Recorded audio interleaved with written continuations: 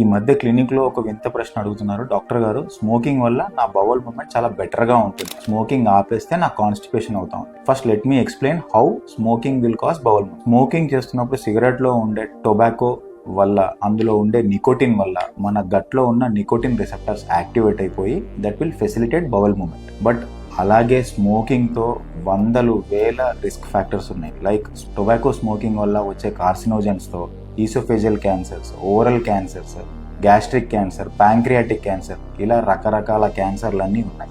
పనికి మాలిన వాటిలో ఆప్టిమిజం అవసరం లేదు.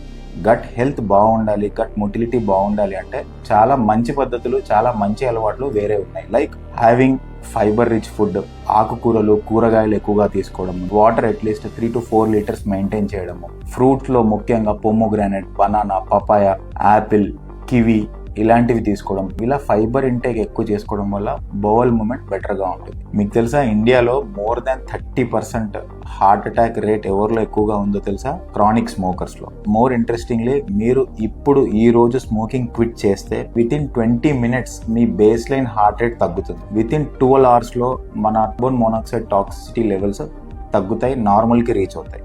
3 months లో హార్ట్ అటాక్ రిస్క్ సిగ్నిఫికెంట్ గా తగ్గుతుంది. అండ్ వితిన్ 12 years లో ఆల్మోస్ట్ నాన్ స్మోకర్ రిస్క్ రేట్లోకి వెళ్ళిపోతారు.